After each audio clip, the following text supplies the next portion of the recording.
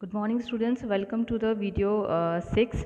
इसके अंदर हम इफेक्ट ऑफ टेम्परेचर और रेजिस्टेंस एंड रेसिस्टिविटी डिस्कस करने वाले हैं। इससे जो पहले वाला जो हमारा वीडियो था उसके अंदर मैंने आपको एक लास्ट जो रिलेशन बताया था उसमें ये था कि जो हमारी रेसिस्टिविटी होती है inversely proportional to number of free electrons and relaxation time होता है। इसके कहने का मतलब ये हुआ कि अगर हम फ्री इलेक्ट्रॉन्स को बढ़ा देंगे तो रेसिस्टिविटी कम हो जाएगी, अगर हम रिलैक्सेशन टाइम को बढ़ा देंगे तो भी रेसिस्टिविटी कम हो जाएगी। और हम ये भी जानते हैं कि रेसिस्टेंस और रेसिस्टिविटी डायरेक्टली प्रोपोर्शनल होते हैं, यानी कि रेसिस्टिविटी कम होगी तो डेफिनेटली रेसिस्टेंस भी कम हो जाएगा। और यहाँ पर जो इफेक्ट ऑफ टेम्परेचर और रेसिस्टेंस है वो बेसिकली हमें तीन कैटेगरीज में डिस्कस करना है कि जो कंडक्टर होता है उसमें टेम्परेचर बढ़ाते हैं तो किस तरीके से रेसिस्टेंस चेंज होता है, इंसुलेटर के लिए टेम्परेचर बढ़ाने पर रेसिस्टेंस किस तरीके से चेंज होता है, जो हमारे इलेक्ट्रोलाइट्स होते हैं या जो हमारे सेमी कंडक्टर्स हैं उसमें भी टेम्परेचर बढ़ाने से रेसिस्टेंस कैसे चेंज होता है, वही हम इसमें डिस्कस करने वाले हैं। तो अभी हमें अपना जो आगे बढ़ने से पहले हमें एक कंडक्टर जो है वो कंसिडर करना है। जो हमारा कंडक्टर है उसकी लेंथ जो है हमने एल ले रखी है, और जब हम इसके एंड्स को बैटरी से कनेक्ट करते हैं तो जो ये वाला एंड है इस पर पॉजिटिव चार्ज डेवलप होता है और इधर वाले एंड पे नेगेटिव चार्ज डेवलप होता है। जो हमारा पॉजिटिव चार्ज है वो हाई पोटेंशियल है, जो नेगेटिव चार्ज है वो लो पोटेंशियल है। जैसा कि हम जानते हैं कि जो करंट होती है वो हमेशा हाई पोटेंशियल से लो पोटेंशियल की तरफ जाती है, लेकिन जो इलेक्ट्रॉन्स हैं वो हमेशा लो पोटेंशियल से हाई पोटेंशियल की तरफ जाते हैं। और हमारा जो फर्स्ट वीडियो था उसमें भी हम ये डिस्कस कर चुके हैं कि जो करंट का डायरेक्शन होता है वो हमेशा इलेक्ट्रॉन्स के डायरेक्शन के अपोजिट होता है। तो बेसिकली हम ये जानते हैं कि रेसिस्टेंस होता क्या है। जब हमारे इलेक्ट्रॉन जो हैं वो लो पोटेंशियल से हाई पोटेंशियल की तरफ जाते हैं तो उन्हें उनके पाथ में पॉजिटिव आयंस मिलते हैं जिससे वो कोलाइड करते हैं और आपस में भी उनका कोलिजन होता है। ये जो कोलिजन है एक तरह का डिस्टर्बेंस क्रिएट करता है और इस डिस्टर्बेंस को हम रेसिस्टेंस के नाम से जानते हैं। लेकिन अभी हमें ये समझना है कि जब टेम्परेचर बढ़ता है तो क्या ये डिस्टर्बेंस ज़्यादा होगा या कम होगा, और अगर ये डिस्टर्बेंस ज़्यादा होगा तो डेफिनेटली रेसिस्टेंस ज़्यादा होगा, और अगर डिस्टर्बेंस कम होगा तो रेसिस्टेंस भी कम होता है। तो हमें ये समझना है कि जब हमने टेम्परेचर को बढ़ाया तो जो थर्मल एनर्जी होती है, जब हमारा टेम्परेचर जो है वो बढ़ता है तो थर्मल एनर्जी भी क्या हो जाएगी, इलेक्ट्रॉन्स की बढ़ जाएगी, जिसकी वजह से उनकी स्पीड जो है वो बढ़ जाती है। और अगर स्पीड बढ़ती है तो उनकी रेट ऑफ कोलिजन भी बढ़ेगी, जिससे जो है कोलिजन बढ़ने से जो हम ये कह सकते हैं कि रेसिस्टेंस भी इंक्रीज़ हो जाएगा। सो हमने अभी जस्ट डिस्कस किया था अभी हमने कि रेसिस्टेंस जो होता है वो डायरेक्टली प्रोपोर्शनल टू रेसिस्टिविटी होती है, it is inversely proportional to free electrons and relaxation time. तो हमने देखा कि जब उसकी टेम्परेचर बढ़ाया, थर्मल एनर्जी बढ़ी, रिलैक्सेशन टाइम जो है वो कम हो गया, तो रिलैक्सेशन टाइम अगर कम होगा तो डेफिनेटली रेसिस्टिविटी बढ़ेगी, रेसिस्टिविटी बढ़ेगी तो रेसिस्टेंस भी बढ़ जाता है। सो हम ये कंक्लूड कर सकते हैं। तो हम क्या कर सकते हैं, we can conclude temperature is directly proportional to resistance, यानी कि अगर हम टेम्परेचर बढ़ाएंगे तो रेसिस्टेंस भी बढ़ जाता है। इसके लिए हम जो है एक ग्राफ प्लॉट कर रहे हैं। इसके लिए हमने क्या किया, एक ग्राफ प्लॉट कर रहे हैं। हमने टेम्परेचर को यहाँ पर एक्स एक्सिस के अलॉन्ग लिया, रेसिस्टेंस को जो है वाई एक्सिस के अलॉन्ग लिया है, क्योंकि अगर कोई भी कंडक्टर होगा तो डेफिनेटली क्या होगा, कंडक्टर के पास में एक पर्टिकुलर टेम्परेचर पे रेसिस्टेंस तो होगा ही। तो ये टेम्परेचर हमारा T1 है और यहाँ पर उसका इनिशियल रेसिस्टेंस हमने क्या माना, R0। अभी हमारा जो टेम्परेचर है वो T2 हो चुका है और हम जानते हैं कि वो डायरेक्टली प्रोपोर्शनल है, तो डेफिनेटली जो हमारा ग्राफ होगा वो स्ट्रेट लाइन आएगा। और अगर हम इस T2 टेम्परेचर पे जो रेसिस्टेंस है उसको अगर R1 से डिनोट करते हैं तो हम यहाँ पर जो है change in resistance and change in temperature जो है उसका एक रिलेशन निकाल सकते हैं। तो बेसिकली हम यहाँ क्या कह सकते हैं कि चेंज इन रेसिस्टेंस, जो हमारा चेंज इन रेसिस्टेंस हुआ वो किसके बराबर होगा, R1 जो है वो ज़्यादा है तो R1 माइनस R0। इसी तरीके से अगर हम चेंज इन टेम्परेचर निकाल रहे हैं तो चेंज इन टेम्परेचर क्या होगा, that is equal to T2 minus T1। तो अभी हमने देखा जो हमारा अभी तक का जो डिस्कशन था उससे हम ये कह सकते हैं कि जो R1 है, R1 minus R0 is proportional to T2 minus T1, और T2 माइनस T1 जो है वो चेंज इन टेम्परेचर है, तो इसको हम लिख सकते हैं R1 minus R0 proportional to delta T। Delta T मतलब चेंज इन टेम्परेचर। अब ये हमारा एक रिलेशन आ गया जिसको हमने इक्वेशन नंबर 1 से डिनोट कर दिया है। अब नेक्स्ट चीज़ क्या है, experimentally it is observe that when initial resistance is low, अगर हमारा किसी भी, क्योंकि हर कंडक्टर का अपना इनिशियल रेसिस्टेंस होता है, तो ये एक्सपेरिमेंटली प्रूव हो चुका है कि किसी भी कंडक्टर का अगर इनिशियल रेसिस्टेंस कम होगा तो उसका चेंज इन रेसिस्टेंस भी कम होता है। यानी कि तो हम ये कह सकते हैं कि इसको हम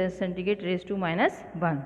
और दूसरा एक फाइनल हम यहीं पर एक जो है एक चीज़ और कंक्लूड कर लेते हैं कि अगर हमें ये रिलेशन जो हमारे पास में अभी एक फाइनल रिलेशन आया था, इस रिलेशन को अगर हमें रेसिस्टिविटी के फॉर्म में एक्सप्रेस किया है करना है, तो हमने जस्ट देखा था कि जो रेसिस्टेंस और रेसिस्टिविटी इन्वर्सली प्रोपोर्शनल है, तो हम इस रिलेशन को इस तरीके से भी एक्सप्रेस कर सकते हैं, R1 minus R0 equal to ρ1 minus ρ0 equal to alpha ρ0 delta T. So अभी हमको ये समझ में आ गया कि जो रेसिस्टेंस और रेसिस्टिविटी जो है वो डायरेक्टली टेम्परेचर के प्रोपोर्शनल है। और हम इस रिलेशन से ये भी देख सकते हैं कि जब टेम्परेचर बढ़ रहा है तो R1 की वैल्यू जो है हमेशा R0 से ज़्यादा होगी, तो डेफिनेटली अल्फ़ा जो है वो पॉजिटिव होता है। किसके लिए? मेटल्स के लिए।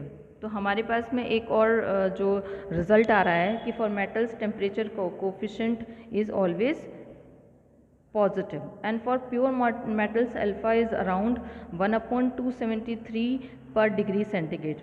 So these metals resistance is proportional to the absolute temperature. Similarly, similar to the pure metals, for mixed metals resistivity increases on increasing the temperature. मतलब अभी हमने यहाँ पर प्योर मेटल्स के लिए तो देख लिया कि जो रेसिस्टेंस और टेम्परेचर क्या है, डायरेक्टली प्रोपोर्शनल है, यानी कि आप टेम्परेचर बढ़ाएंगे तो रेसिस्टेंस भी बढ़ेगा। तो प्योर मेटल्स के लिए तो ये एप्लीकेबल होता है, लेकिन कई बार हम अलॉयज़ का इस्तेमाल करते हैं, जो मिक्स्ड मेटल्स होते हैं उसका इस्तेमाल करते हैं, तो वहाँ पर टेम्परेचर का क्या इफ़ेक्ट होने वाला है। जो हमारे मिक्स मेटल्स होते हैं, जैसे मिक्स मेटल्स का मतलब ये हो गया जो हमारे अलॉयज़ हैं। मिक्स मेटल्स में हमारे पास में आता है लाइक नाइक्रोम, मैग्नानीन एक्सेट्रा। तो ये भी जो है सेम जो है बिहेवियर शो करते हैं, यानी कि इनमें भी टेम्परेचर को हम बढ़ाएंगे तो रेसिस्टेंस जो है वो इंक्रीज़ होता है। लेकिन जो यहाँ पर जो इफेक्ट ऑफ रेसिस्टेंस है वो काफ़ी स्मॉल होता है, इसीलिए इन लोगों इस पे जो मिक्स मेटल्स हैं इस पे टेम्परेचर का कोई ख़ास फ़र्क नहीं पड़ता है। इसलिए इसको नॉर्मली हम मीटर गेज, पोटेंशियोमीटर या रेसिस्टेंस बॉक्स बनाने के लिए इस्तेमाल करते हैं। तो जो हमारा अभी तक का जो डिस्कशन था उसमें हमने डिस्कस किया था कि जो टेम्परेचर होता है वो कंडक्टर के रेसिस्टेंस को किस तरीके से इफ़ेक्ट करता है। अभी हमें जो नेक्स्ट टॉपिक पढ़ना है वो हमें ये पढ़ना है कि रेसिस्टिविटी या रेसिस्टिविटी ऑफ सेमी कंडक्टर्स। जो हमारे सेमी कंडक्टर्स होते हैं, सेमी कंडक्टर्स एंड इंसुलेटर, उस पर क्या इफ़ेक्ट होने वाला है। जैसे हमारे अब हमें जो सेमी कंडक्टर जैसे कि हमारे जैसे मटेरियल्स होते हैं, जैसे हमारे पास में कार्बन है या हमारे पास सिलिकॉन है या हमारे पास जर्मेनियम है, तो बेसिकली हम इसमें जो हमारे सेमी कंडक्टर्स हैं इसके अंदर जब टेम्परेचर बढ़ता है तो जो रेसिस्टिविटी आती है वो कम हो जाती है। इस चीज़ को हम कैसे समझ सकते हैं? नॉर्मली जो कार्बन होता है वो क्या करता है, कोवलेंट बॉन्ड बनाता है। कोवलेंट बॉन्ड्स आप पढ़ चुके हो, जैसे कि अगर हम सिंपल एग्जांपल लेते हैं मीथेन का, तो मीथेन के अंदर एक कार्बन एटम होता है, वो 4 हाइड्रोजन एटम्स के साथ में क्या करता है, इलेक्ट्रॉन्स की शेयरिंग करता है। तो ये जो इलेक्ट्रॉन्स की जब शेयरिंग होती है तो इसको हम क्या बोलते हैं, कोवलेंट बॉन्ड्स कहते हैं। तो बेसिकली जब जब हम लोग टेम्परेचर बढ़ाते हैं तो ये कोवलेंट बॉन्ड्स क्या हो जाते हैं, ब्रेक हो जाते हैं, जिसकी वजह से जो है number of free electrons increase हो जाते हैं। और अगर number of free electrons increase होंगे तो जैसे हमने देखा था अपना रिलेशन कि जो हमारी रेसिस्टिविटी होती है वो इन्वर्सली प्रोपोर्शनल होती है number of free electrons and relaxation time के। तो अगर फ्री इलेक्ट्रॉन्स बढ़ रहे हैं तो रेसिस्टिविटी क्या होगी, कम हो जाएगी, यानी कि रेसिस्टिविटी कम हो जाएगी तो रेसिस्टेंस भी जो है वो क्या हो जाएगा, कम हो जाएगा। लेकिन यहाँ पर ये भी ध्यान रखना है कि जो हम अगर नंबर ऑफ़ फ्री इलेक्ट्रॉन्स बढ़ा रहे हैं तो डेफिनेटली रिलैक्सेशन टाइम भी जो है वो क्या होगा, कम होने वाला है। लेकिन जो रिलैक्सेशन टाइम का जो कम होने वाला जो इफेक्ट होता है वो बहुत कम होता है और नंबर ऑफ़ फ्री इलेक्ट्रॉन्स बढ़ने की जो स्पीड होती है वो ज़्यादा होती है। तो हम फाइनली ये डिसीजन निकाल सकते हैं कि ऑन इंक्रीजिंग टेम्परेचर जो इफ़ेक्ट ऑफ रेसिस्टिविटी जो है वो डिक्रीज़ होती है। इसी तरीके से अगर हम इंसुलेटर की बात करते हैं तो रेसिस्टिविटी जो है इंक्रीज होती है exponentially on decreasing the temperature. Resistivity of insulators become infinity at the absolute zero temperature. वैसे भी हमारे जो इंसुलेटर्स होते हैं उसके अंदर जो है रेसिस्टिविटी जो है वो वैसे ही ऑलरेडी क्या होती है, ज़्यादा होती है।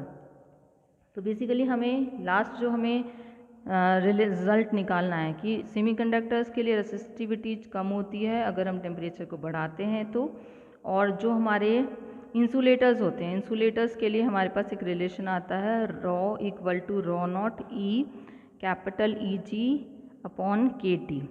इसमें जो हमारा के जो है वो बोल्ट्जमैन कांस्टेंट है और टी जो है वो मटेरियल का टेम्परेचर है, उसको केल्विन में मेजर किया जाता है। और जो ई जी होता है वो that is the energy gap between the conduction band and the valence band. उसके बाद में जो हमारा नेक्स्ट टॉपिक आ रहा है दैट इज़ लास्ट टॉपिक जो है वो है हमारा रेसिस्टिविटी ऑफ इलेक्ट्रोलाइट्स। अब इलेक्ट्रोलाइट्स बेसिकली क्या होते हैं, जैसे कि हम जानते हैं कि जो प्योर वाटर होता है वो इलेक्ट्रिसिटी को कंडक्ट नहीं करता है, लेकिन अगर उसके अंदर हम कुछ ड्रॉप्स जो हैं हाइड्रोक्लोरिक एसिड की या हम अगर सॉल्ट ऐड कर देते हैं तो उसमें आयन प्रोड्यूस हो जाते हैं और वो इलेक्ट्रिसिटी को कंडक्ट करना शुरू कर देते हैं। सो सेम चीज़ यही होती है कि अगर हम टेम्परेचर को बढ़ाते हैं, अगर हमने टेम्परेचर बढ़ाया है तो जो रेसिस्टेंस है इलेक्ट्रोलाइट्स का वो कम होता है। तो रेसिस्टेंस जो है इलेक्ट्रोलाइट्स के लिए क्या कम होगा, क्योंकि टेम्परेचर बढ़ाने से जो इलेक्ट्रोलाइट्स होती है उसकी विस्कोसिटी क्या हो जाती है, कम हो जाती है, जिसकी वजह से आयन जो है वो इजीली मूव करना स्टार्ट कर देते हैं और अगर वो इजीली मूव करेंगे तो करंट का फ्लो भी इजी होगा, दैट्स व्हाई जो रेसिस्टेंस जो है वो कम हो जाता है। तो हमारा ये जो पूरा कंप्लीट वीडियो था ये बेसिकली सिर्फ इस बात पे बेस्ड था कि टेम्परेचर जो है वो रेसिस्टेंस को किस तरीके से इफेक्ट करता है कंडक्टर्स में, इंसुलेटर्स में, सेमीकंडक्टर्स में और इलेक्ट्रोलाइट्स में। जो हमारा नेक्स्ट वीडियो है इसके अंदर हम पैरेलल और सीरीज कॉम्बिनेशन ऑफ रेसिस्टेंस पढ़ने वाले हैं, क्योंकि बेसिकली रेसिस्टेंस की हमें एक पर्टिकुलर वैल्यू की ज़रूरत पड़ती है जिससे हम रेसिस्टेंस को कभी सीरीज़ में या कभी हम पैरेलल कॉम्बिनेशन में कंबाइन करते हैं। So see you in the next video.